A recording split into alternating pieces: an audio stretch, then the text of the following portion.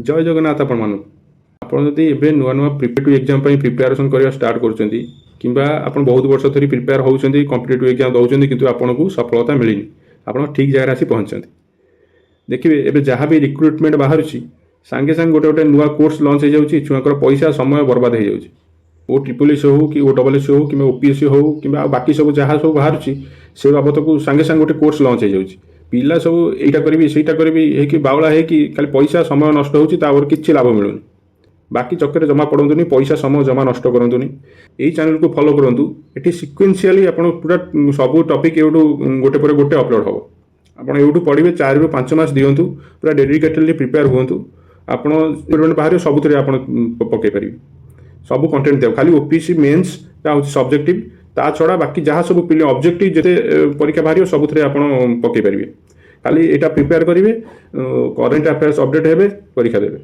किसी कौ चक्कर पड़तुनि सबू टॉपिक आम कवर करवा economics geography polity environment history maths current affairs plus Odisha part सबू किसी पढ़ा आम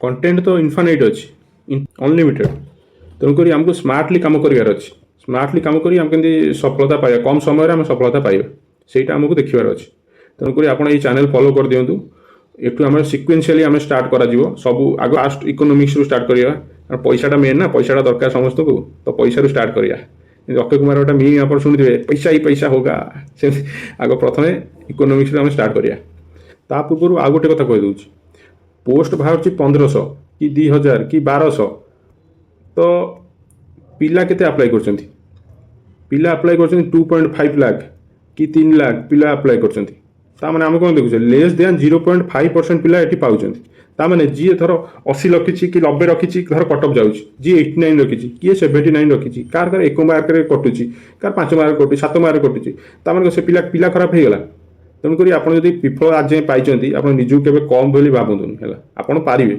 पारे आप डेडिकेटेडली प्रिपेयर करूँ आउ जदि हो यहाँ प्रैक्टिकल कथा 0.5% पिला पाइबे 1500 बाहर 3 लाख पिला पकाउछन्ति तेणुक आप 1000 आड़े क्लास जॉइन करी टाइम नष्ट जमार करतुनि से टाइम रे हेले नुआ किसी स्किल शिखंतु किंबा जदि पार्ट टाइम जॉब मिलूची ताले जॉब भी करंतु है खाली आप किसी दरकार नहीं आप यूट्यूब खाली 4 ରୁ 5 मास डेडिकेटेडली खाली प्रिपेयर करेंगे करेन्ट अफेयर्स अपडेट हे परीक्षा देवे आउ किसी आपको दरकार नहीं आपड़ जदि यूट्यूब पढ़ुंट ताहले मो तरफ गोटे एक्सट्रा गिफ्ट कौन ना जदि आप पढ़ुंट प्रिपेयर हेले 4-5 मास वर्षे 1.5 वर्ष जीव आप पारे कारण बहुत पोस्ट बहुत कम बाहर 0.5% मुझे कहली कम लोक पाइबे तो तामान जो आप खराब पाइना बोली आप खराब पिला सेमती नुह तो आप वर्षे 1.5 वर्ष पूरा ट्राए करेंगे ट्राए कर सारापर जदि आप बाई चान्स भगवान न करूँ जदि भी हेलानी तो आप व्हाट्सएप मेसेज करेंगे आपको शिखा कौन शिखा ना प्रोफेशनल वीडियो एडिटिंग शिखा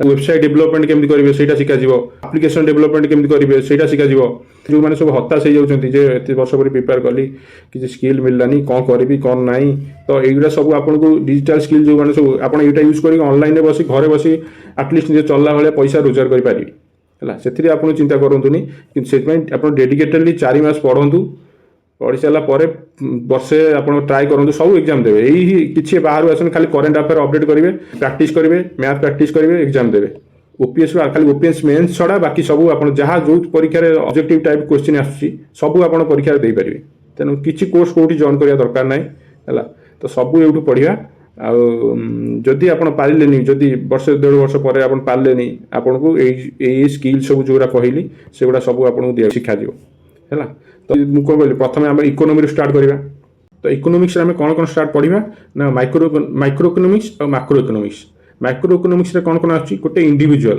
माने मु गोटे धर फैक्ट्री स्टार्ट कली तो तार utility supply side demand side law of demand marginal utility एगुला सब अच्छी माइक्रो इकोनॉमिक्स रे मैक्रो इकोनॉमिक्स रे कौन कौन अच्छी ना इन्फ्लेशन हमर national income money banking unemployment taxation budgeting एगुला सब होची मैक्रो इकोनॉमिक्स रे तो बेसी आमर इंपोर्टाट होची मैक्रो इकोनॉमिक्स माइक्रो इकोनॉमिक्स बहुत रेयरली धर ओपीएस रे इंपोर्टाट ओपीएस रे अछि ओपीएस जो माने प्रिपेयर करछन ओपीएस रो प्रीलिम्स मेंस सब इंपोर्टाट होची दीटा को इंपोर्टाट माइक्रो दीटा को किंतु बाकी सब एग्जाम सब रहिला से मैक्रो इकोनॉमिक्स बेसी आसे परीक्षा हैला तो आमे प्रथमे मैक्रोटा सार दवा ହେଲା। ତାପରେ ମାଇକ୍ରୋଟା ପରେ ପଢିବା, ଯାହାର ଓପିଏସସି ଯେଉଁମାନେ ଦେଉଛନ୍ତି ହାଇ ଲେଭେଲ ଯେଉଁମାନେ ଏକ୍ଜାମ୍ ଦେଉଛନ୍ତି ସେମାନଙ୍କ ପାଇଁ ଇମ୍ପୋର୍ଟାଣ୍ଟ ସେଥିରୁ ଅବଜେକ୍ଟିଭ ଆସିବ କ୍ୱେଶ୍ଚିନ୍, ଗୋଟେ ବେଶୀ ନାହିଁ ବି, ଗୋଟେ ଦୁଇଟା କ୍ୱେଶ୍ଚିନ୍ ଆସିବ। ତ ମାଇକ୍ରୋଟା ପରେ ସାରିବା, ଯେଉଁଟା ଆମ ବେଶୀ ଇମ୍ପୋର୍ଟାଣ୍ଟ ସେଇଟା ଆମେ ପ୍ରଥମେ ସାରିବା। ତ ପ୍ରଥମେ ଆମେ ମାକ୍ରୋ ଇକୋନୋମିକ୍ସ ପଢିବା। ମାକ୍ରୋ ଇକୋନୋମିକ୍ସର ଆମେ ଇନଫ୍ଲେସନରୁ ଷ୍ଟାର୍ଟ କରିବା, କାରଣ ଦରଦାମ ଆଜି ଦେଖୁଛନ୍ତି ଆପଣ ବଢ଼ିଯାଇଛି, ଇନଫ୍ଲେସନରୁ ଆମେ ଷ୍ଟାର୍ଟ କରିବା। କିନ୍ତୁ ଆଜି କିଛି ଗୋଟେ ଇମ୍ପୋର୍ଟାଣ୍ଟ ଯେଉଁ ଆସେ ପୁରା ପ୍ରଥମରୁ ଅବଜେକ୍ଟିଭ କିଛି ବହୁତ ଏକ୍ଜାମ୍ରେ ଆସେ, ତ ସେଇଟା ଆଗ ଦେଖିଦେବା। ଏବେ ଦେଖ ଡ୍ରେନ୍ ଅଫ୍ ୱେଲ୍ଥ ଥିଓରି କିଏ ଦେଇଥିଲେ? 1867 ଦେଇଥିଲେ ଦାଦାଭାଇ ନାଓରୋଜି। ସେ ୟାରି ଉପରେ ଗୋଟେ ବହି ବି ଲେଖିଥିଲେ, poverty and on British rule in India. ସେ ବୁକ୍ ଥିଲା 1901ରେ ଲିଖିଲେ ବହି ତାରି ଉପରେ। 1901ରେ ଯେଉଁ ଲେଖିଲେ ଡ୍ରେନ୍ ଅଫ୍ ୱେଲ୍ଥ ଥିଓରି, ୟାକୁ ହିଁ ଏକ୍ସପାଣ୍ଡ କରି 80 ଜଣ ଥିଲେ, ସେ ଲେଖିଲେ କ'ଣ ଇକୋନୋମିକ୍ ହିଷ୍ଟ୍ରି ଅଫ୍ ଇଣ୍ଡିଆ। ଏଇ ଆଙ୍କର ଦାଦାଭାଇ ନାଓରୋଜିଙ୍କର ଆଇଡିଆକୁ ଆହୁରି ଏକ୍ସପାଣ୍ଡ କରିକି ଏଇଟା ସେ ଲେଖିଲେ। ତ ତାପରେ ହେଉଛି ଏସେଜ୍ ଅନ୍ ଇଣ୍ଡିଆନ୍ ଇକୋନୋମି, ଏଇଟା କିଏ ଲେଖିଥିଲେ ନା ଆର୍ ରାଧାକ୍ରିଷ୍ଣ ଆଉ ମହାଦେବ ଗୋବିନ୍ଦ ରାଣାଦେ, ମାନେ ଏମ୍ ଜି ରାଣାଦେ ଆପଣ ଶୁଣିଥିବେ, ହିଷ୍ଟ୍ରି ପଢ଼ିଥିବେ। ସେ ଏସେଜ୍ ଅନ୍ ଇଣ୍ଡିଆନ୍ ଇକୋନୋମି ଲେଖିଥିଲେ। এইটি ଆମେ ରିଭିଜନ୍ କରିଦେବା। ବାକି ସବୁ ଆପଣ ଯେଉଁମାନେ ସବୁ ବହି ଇମ୍ପୋର୍ଟାଣ୍ଟ ବହି ସବୁ ଲେଖିଥିଲେ ଇଣ୍ଡିପେଣ୍ଡେନ୍ସ ଟାଇମ୍ରେ, ସେଇଟା ଆମେ ଦେଖିଦେବା। ଯେମିତିକି ସେଫ୍ଟି ଭାଲ୍ଭ ଥିଓରି କିଏ ଲେଖିଥିଲେ? କିଏ ଦେଇଥିଲେ? ଲାଲା ଲଜପତ ରାୟ। କେବେ ଦେଇଥିଲେ ନା 1916 ମସିହାରେ।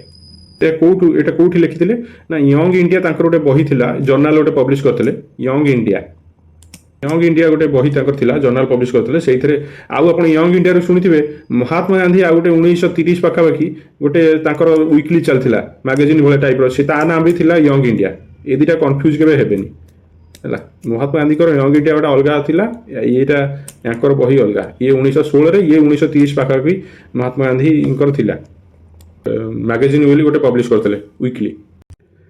ତ ଏ ଥିଓରିରେ ସେ କ'ଣ କହିଲେ କି ଆପଣ ଜାଣିଥିବେ A.O. ହ୍ୟୁମ୍ ଯେଉଁ ଥିଲେ, ତାଙ୍କ ଯେଉଁ କଂଗ୍ରେସ ସ୍ଥାପନ ହୋଇଥିଲା, ଇଣ୍ଡିଆନ୍ ନ୍ୟାସନାଲ୍ କଂଗ୍ରେସ କେବେ ହେଇଥିଲା? 1885ରେ ହେଇଥିଲା। 1885ରେ ଯେଉଁ A.O. ହ୍ୟୁମ୍ ଯେଉଁ ସ୍ଥାପନ କଲେ ଇଣ୍ଡିଆନ୍ ନ୍ୟାସନାଲ୍ କଂଗ୍ରେସ, ତାଙ୍କ ମତରେ ଏଇ ଯେଉଁ ଥିଓରିରେ କହିଲେ କି ବ୍ରିଟିଶମାନଙ୍କର ଗୋଟେ ଷଡ଼ଯନ୍ତ୍ର ଥିଲା। କାରଣ ଯେତେବେଳେ କଂଗ୍ରେସରେ ସବୁ ଆମ ଇଣ୍ଡିଆନ୍ ଲିଡର୍ସ ସବୁ ଥିଲେ, ତ ଲାଲା ଲଜପତ ରାୟଙ୍କ ମତରେ ଆମର 1857ରେ ଯେମିତି ଲୋକମାନେ ସବୁ ବିଦ୍ରୋହ କରିଥିଲେ, ସେମିତି ଆଉ ବିଦ୍ରୋହ ହେବନି। ଲୋକମାନେ ଭାବିବେ କଂଗ୍ରେସରେ ତ ଆମର ଲୋକ ଅଛନ୍ତି, ସେମାନେ ବୁଝିନେବେ। ତ ତାଙ୍କର ଏଇଟା ସେଫ୍ଟି ଭାଲ୍ଭ। ସେ କହୁଥିଲେ ଯେମିତି କଂଗ୍ରେସକୁ କଂଗ୍ରେସ ଯେଉଁ କ୍ରିଏଟ୍ କଲେ ବ୍ରିଟିଶମାନଙ୍କର ଗୋଟେ ଷଡ଼ଯନ୍ତ୍ର ଥିଲା, କଂଗ୍ରେସକୁ ସେମାନେ ସେଫ୍ଟି ଭାଲ୍ଭ ଭାବରେ ୟୁଜ୍ କରିଥିଲେ। ସେଥିପାଇଁ ସେ ଦେଇଥିଲେ ସେଫ୍ଟି ଭାଲ୍ଭ। ଲୋକମାନେ ସବୁ କଂଗ୍ରେସ ଉପରେ ଭରସା କରିକି ଆଉ କେହି ରିଭୋଲ୍ଟ କରିବେନି, ଆଉ କହିବେ କଂଗ୍ରେସ ତ ବୁଝିନେବ, କାରଣ ଆମ ଲୋକ ସବୁ ସେ କଂଗ୍ରେସରେ ଅଛନ୍ତି। ତ ସେଇଆ ତାଙ୍କ ମତରେ ଏଇଆ ଥିଲା। ସେଥିପାଇଁ ସେଫ୍ଟି ଭାଲ୍ଭ ଥିଓରି, ସେଥିପାଇଁ ତା ନାଁ ଦେଇଥିଲେ ସେଫ୍ଟି ଭାଲ୍ଭ ଥିଓରି। ଆଉ ଗୋଟେ ଥିଓରି ଶୁଣିଥିବେ ଲାଇଟନିଂ କଣ୍ଡକ୍ଟର ଥିଓରି। ଏ ଥିଓରି କିଏ ଦେଇଥିଲେ ନା ଗୋପାଳ କୃଷ୍ଣ ଗୋଖଲେ। ତ ୟାଙ୍କ ମତରେ ଯେଉଁ A.O. ହ୍ୟୁମ୍ ଥିଲେ, ସେ ଗୋଟେ ଲାଇଟନିଂ କଣ୍ଡକ୍ଟର ଭଳିଆ କାମ କରୁଥିଲେ। ମାନେ କ'ଣ, ଆମର ଯେଉଁ ଦାବି ଥିଲା ସେ ବ୍ରିଟିଶମାନଙ୍କ ପାଖରେ ପହଞ୍ଚାଉଥିଲେ, ତେଣୁକରି ସେ ଲାଇଟନିଂ କଣ୍ଡକ୍ଟର ଥିଲେ ହେଲା। ତାଙ୍କ ମାନେ ହେଉଛି ସେୟା ଥିଲା। ତ ଆମର କ'ଣ କ'ଣ ହେଇଗଲା? ଡ୍ରେନ୍ ଅଫ୍ ୱେଲ୍ଥ ଥିଓରି ହେଇଗଲା, poverty and on British rule in India ହେଇଗଲା, ଇକୋନୋମିକ୍ ହିଷ୍ଟ୍ରି ଅଫ୍ ଇଣ୍ଡିଆ ହେଇଗଲା, ଏସେ ଅନ୍ ଇଣ୍ଡିଆନ୍ ଇକୋନୋମି ହେଇଗଲା, ଆମର ସେଫ୍ଟି ଭାଲ୍ଭ ଥିଓରି ହେଇଗଲା, ଲାଇଟନିଂ କଣ୍ଡକ୍ଟର ଥିଓରି ହେଲା। ଏସବୁ ମନେ ରଖିଥିବେ, କାରଣ ମଝିରେ ମଝିରେ ଗୋଟେ ଅବଜେକ୍ଟିଭ୍ ପଳେଇ ଆସେ। ତ ନେକ୍ସଟ କ୍ଲାସ୍ରେ ଆମେ ପଢ଼ିବା, ଆଜି ପାଇଁ ଏତିକି ରହିଲା। ନେକ୍ସଟ କ୍ଲାସ୍ରେ ଆମେ ପଢ଼ିବା ଇନଫ୍ଲେସନରୁ ଷ୍ଟାର୍ଟ କରିବା। ଇନଫ୍ଲେସନ୍ ଆଜି ଦରଦାମ ସବୁ ଦେଖୁଥିବେ ବଢ଼ି ଚାଲିଛି, ଷ୍ଟାର୍ଟ କରିବା। ଜୟ ଜଗନ୍ନାଥ।